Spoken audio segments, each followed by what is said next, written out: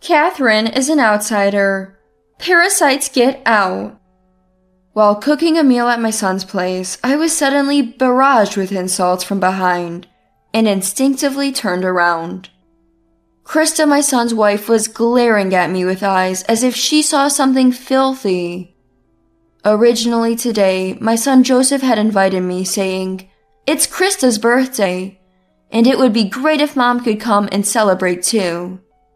As soon as I arrived at their home, I was asked to help with meal preparations and to run errands for drinks, and I was already fed up. "Hey, ignoring me? I said get out, didn't I?" Krista, irritated by my lack of response, directed her demand at me again. "I got it. Then I'll leave." "Humph. Make it quick." I had reached my limit. I was furious at Krista, who had looked down on me and had been acting superior, and at my son, who had been using me. I took out my mobile phone from my purse and contacted a certain individual. "My name is Catherine. I am 70 years old this year, but I have been working for nearly 50 years at a major newspaper company where I got employed right after graduating from university, and I'm still an active employee. In high school, I enjoyed informing people about what's happening around them, as I gathered news for the school as part of the newspaper club, and created large newspapers to stick on walls for all the students to enjoy. I worked hard, day and night when I was young. In today's terms, the work environment might be criticized, but I was just devoted to what I loved, so I never thought of my company as bad. My efforts were recognized by the company's higher-ups, and I have been serving as an executive for the past 10 years. Now, I have many subordinates who look up to me, and I feel blessed to be treated as an equal by people who are willing to deal with me even at this age. My happiness began to crumble a year ago. I had divorced my husband when I was young due to differences in values, but we had a son named Joseph. Since I married late, he's my only child. Joseph has always been domineering, so it seems he had a hard time finding a girlfriend. And at 34, he brought Krista, claiming she's the one I'm marrying. She was 32 at the time and showed up in an inappropriate short skirt and leopard print shirt. Just by looking, I felt this wouldn't work out and it gave me a headache. "Is this Joseph's mom? Krista looked at me as if she was sizing me up in a manner you wouldn't expect from someone you're meeting for the first time. It was absurd that I had to be judged by this person in such an indecent outfit, though I was the one who should be doing the assessing. "Nice to meet you. I'm Catherine, Joseph's mom. I'm currently working at a newspaper." "Wow, part-time at a newspaper at your age. Unbelievable. If it were me, I'd have quit working and be enjoying a leisurely retirement.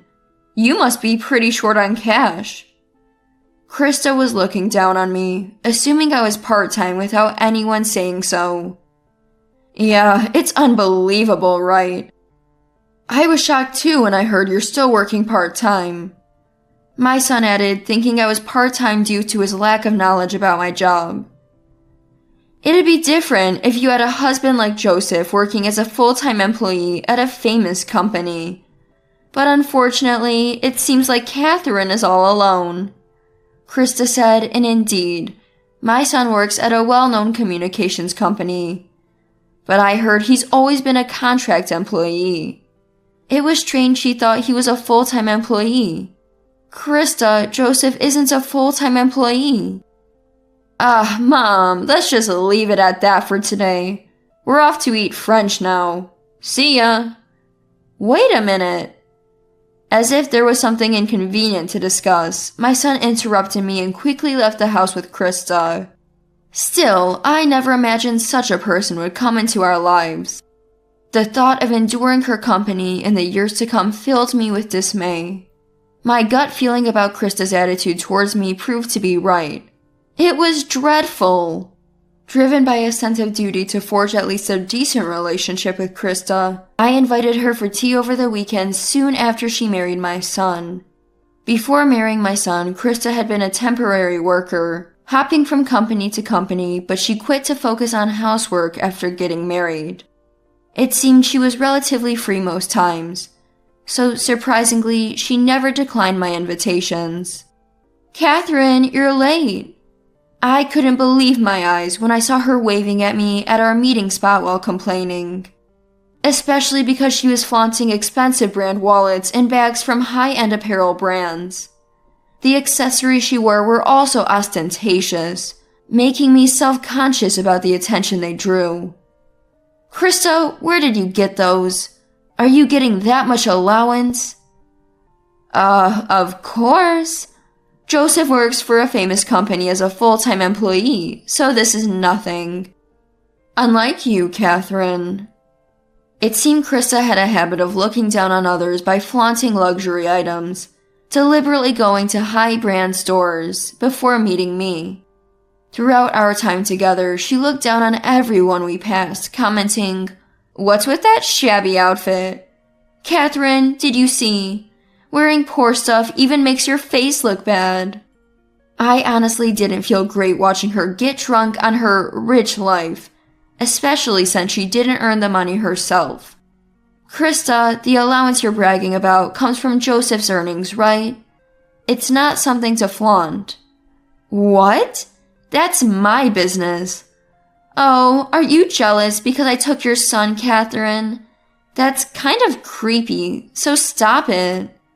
Krista played the victim as if her words were the absolute truth. It was pitiful that my son was giving her money, but he was just as much to blame. I didn't believe he earned enough to give her such large sums. I knew well that he was a contract employee, which meant less favorable conditions and no bonuses. If he was giving her so much money, he must be cutting corners elsewhere in their budget. I was suspicious of that. As I predicted, it was only a week later that my son came to me for financial advice. "Mom, I need to ask you for a favor." "What is it?" On a Sunday afternoon, my son came over with a serious expression and said, "I need help with the house loan repayments." "What? House loan? What was he talking about?"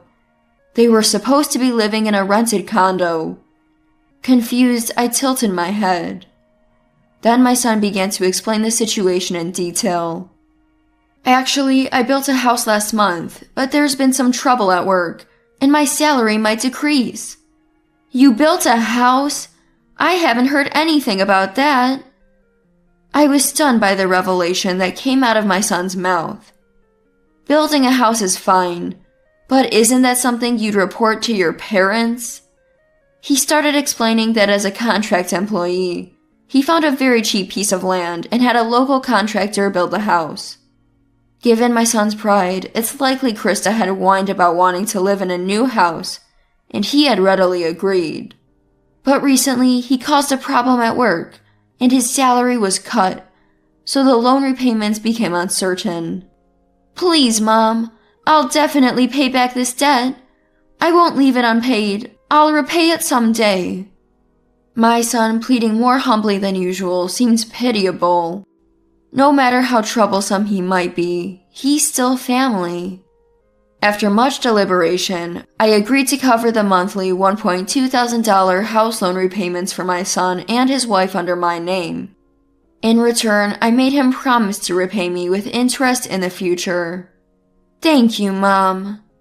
"No, get a promotion and become a full-time employee soon instead." "I know." Relieved that I had agreed to his request, my son reverted to his usual casual tone. "Well, if this changes how my son and his wife treat me, it's a small price to pay. I'll even earn some interest in the future." At that moment, I might have been slightly pleased with myself for being able to help my son and his wife. However, after that, their attitude towards me only worsened. My son, perhaps getting carried away because he borrowed money from me, started pestering me to pay for his mobile phone bill and car loan as well. "Please, Mom, I'm begging you." It seems my son had no qualms about asking me for money if it meant keeping up appearances for Krista. Each time I sighed but agreed to his requests, on the condition that he would pay interest. Honestly, I receive a salary now that I could never spend in my lifetime, so lending money to my son and his wife felt like a duty. Krista, perhaps encouraged by something my son said, started to ask me for things she wanted. "Catherine, for the housewarming, please buy us a new sofa and bed. Catherine, there's a French restaurant I want to try. Take me there." I didn't fulfill all her requests, of course, but when I refused, Krista's mood visibly soured, so I reluctantly agreed to some. After being taken advantage of by my son and his wife for a year, the day finally came. On a Friday evening, coming home from work, I noticed a missed call from my son. After preparing dinner, I called him back. Mom? What is it? Are you free tomorrow?" "Yes, I'm free." I braced myself, expecting another request to take them somewhere. But what my son said next was unexpected. "Great! It's Krista's birthday tomorrow, and I was wondering if you'd come and celebrate with us." "Huh?" Taken aback by the unexpected invitation, I hesitated. But my son was asking so earnestly that I paused to think. "Krista wants you to come too, please." He insisted as usual, please. Well, celebrating a birthday once a year isn't too much to ask, so I agreed. "All right, I'll come tomorrow. Tell Krista." "Thanks, you're a lifesaver." My son's voice brightened up, reminiscent of when he was a little boy, which made me feel nostalgic. The next day, I arrived at my son's house with a gift of flowers. There she is. "Mom, buy these." "Huh?" As soon as he saw me, my son handed me a list. On it was an array of items like cake and drinks, all for today's consumption. Essentially, he was asking me to go shopping. "Please, I need to decorate the room. I can't leave it as it is, so help me out." Krista seemed to be out, not yet home. I see, he wants to surprise Krista. I agreed to go shopping, understanding my son's thoughtful intentions. When I returned with the heavy bottles of alcohol, Joseph and Krista were inexplicably lounging on the sofa. I wanted to ask about the decorations, but with Krista nearby, I couldn't. You're back, Catherine. You're so late. I'm hungry. Hurry up and cook." Krista, the birthday girl, didn't even thank me for coming and ordered me to cook. So that was their plan. I finally understood my son and his wife's intentions. They invited me over for Krista's birthday celebration just to make me do everything around the house. Knowing it would be futile to resist, I silently started cooking. Knowing my son, if I ordered delivery, he'd surely make me pay for it. It was better to cook with what was available at home. I chose some ingredients from the fridge, thought of a menu, and took hold of the knife. Just as I started preparing the vegetables. "Catherine is an outsider. Parasites, get out." I turned around in an instant to see Krista glaring at me as if I were something filthy. It seemed that my son had invited me today just to make me work. And what did she mean by ordering me to cook? On closer inspection, Krista was smiling at me, clearly enjoying teasing me. I grumbled inwardly, why do I have to put up with this? I felt foolish for having complied so readily with my son's request. "Hey, ignoring me? I said get out, didn't I?" Krista, increasingly irritated by my non-response, demanded again. I took a deep breath to calm my pounding heart. It's okay. I won't be manipulated by these people. Understood. I'll leave then. With a forced smile, I faced Krista, who seemed surprised that I agreed to leave so meekly. But she quickly snapped. Make it quick. I quickly gathered my things and headed for the door. I'd had enough. I was furious at Krista for her condescending attitude and at my son for using me. I took out my mobile phone from my purse and contacted a certain individual. Then I went home, ready to retaliate against my son and his wife while still seething with anger. First, I transferred all the loans, house, car, and mobile phone that my son owed me into Krista's name. This should free me from any obligation to pay them back. Krista didn't know that her husband was having me pay all this money. She'll learn exactly how much it costs to live.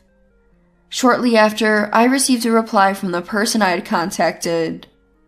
As expected, their testimony confirmed that Krista was an awful person. My son is hopeless, but Krista's actions are beyond the pale. She'll learn what it's like to go through hell. I smirked to myself at home. I was waiting, holding my breath, to see when the time bomb would go off, merely observing how things would unfold. And 6 months later, the situation drastically changed. It was a Monday, and I had just returned home from working hard at the start of the week. Unusually, there was a call from Krista on my mobile phone. Seeing the caller ID, I felt a rush of energy despite the day's fatigue. So it's finally come, I thought as I braced myself and pressed the call button. "What the hell is this, Catherine?" Krista shrieked as soon as I answered. Her shrill voice made me instinctively pull the phone away from my ear. "What do you mean?" I feigned ignorance and asked Krista. "Not what do you mean? I got a call saying there's a huge mess because the house loan, car loan, Joseph's mobile phone bill, and other bills are all overdue. Joseph won't say anything when I ask him." As expected, Krista hadn't realized that the repayment responsibilities she thought were covered by her affluent husband, Joseph, were now in her name. She confronted Joseph, who apparently had nothing to say since he'd been borrowing money secretly from me. I could almost picture my son's dumbfounded face. Krista, assuming I knew the situation, must have called me in a panic. "Oh, I just transferred the obligation to pay those bills from my name to yours." "What?"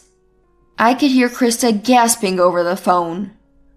"You might not know this, but I was the one paying for your house loan, car loan, and both of your mobile phone bills.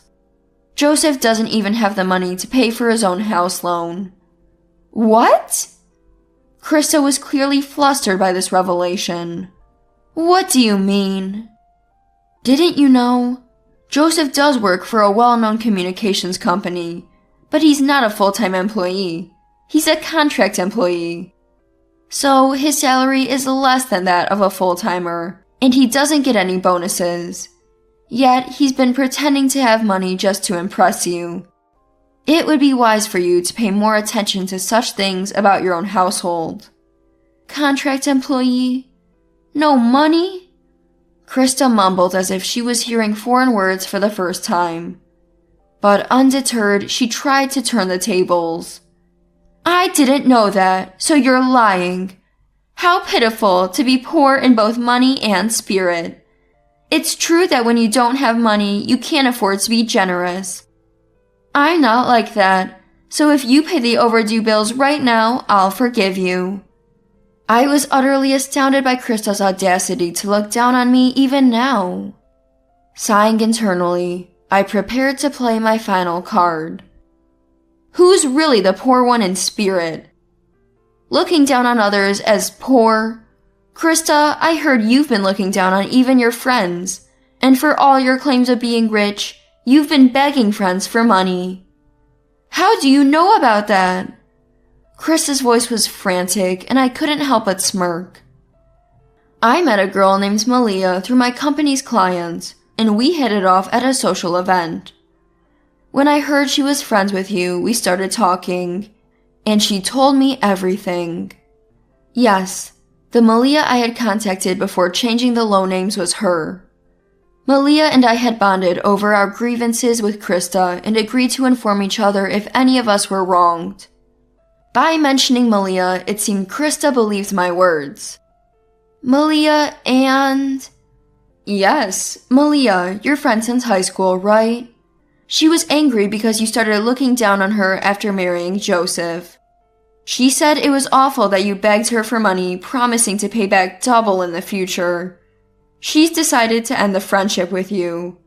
That's unfortunate, isn't it? Wasn't she your only friend? Apparently, Malia had had enough of being looked down upon and decided to cut off Krista after enduring her terrible attitude. Krista, who has few friends, mentioned that it would trouble her if Malia stopped being her friend. But given Krista's behavior, Malia had finally deleted her contact. Unbeknownst to Krista, she had lost a friend. That's impossible! Malia would never say such things. If you can't believe it, I could send you screenshots of our conversation. But let me warn you, if you try anything against Malia, I can bring up all that you've done to me and her to the police. Krista choked on her words in response to my firm stance. Having lost both her money and her trusted friend, she seemed to be left empty. Sadly, I'm cutting ties with you. Of course, make sure you repay the money you owe me, with interest. Interest? How much will that be? Do the math yourself. Oh, but that might be too difficult for you. After all, you only worked as a temporary worker before becoming a housewife. Oh, by the way, since I am a company executive, I'm quite good at calculating money. I could tell you the repayment amount right now, but it might be bad for your heart. So shall I not? That's impossible! Krista, completely deflated, muttered and then hung up the phone. I let out a big sigh, contacted Malia and told her about the payback on Krista. Thank you, I'll make sure to stay away from her. That's wise. I'm cutting ties with them too. Since then, Malia and I have become closer, occasionally going out to eat together. Although Malia is much younger, I like her for being earnest and competent, which is a sharp contrast to Krista. Malia seems to respect me as well, which I find pleasing. Time passed and the couple started looking for new jobs, driven by debt repayment. Joseph, who had aspirations of becoming a full-time employee but had worked as a contract employee, and Krista, who had been a housewife, struggled to find companies that would hire them. Joseph had no choice but to continue working as a contract employee at his current company. Krista, however, managed to get a job with a small subcontractor for a printing company. When she went to visit a client company, she ran into Malia, her former friend. According to Malia, Krista was stunned to see Malia as the sales department manager and exclaimed in disbelief. Krista, who had always thought she was the wealthier one, was shocked to learn that Malia was a hard-working employee managing a lot of work. Unfortunately, we can't enter into a contract with your company. Why not? Because we can't build a trust relationship with someone who looks down on others. Please leave. What? Krista, pale-faced, tried to retort, but was grabbed by her boss and ejected from the room. I don't know what happened after that, but she must be getting a good scolding from her boss. Seeing Malia laugh as she said this made me feel very uplifted. Since then, both Joseph and Krista have continued to repay their debts to me. Krista, struggling with her new job, doesn't dress in high-end brands on her days off anymore. Instead, she wears plain clothes and rests at home, worn out. She probably won't ever again think of her household as wealthy, nor look down on others. Having resolved to have no more dealings with them, except for debt repayment, I continue to tackle many tasks at work and enjoy outings with Malia from time to time. What seemed like a dire situation at one point turned out to be, perhaps, a valuable life lesson for my son and his wife. And today, as always, I get ready and head to a workplace filled with colleagues.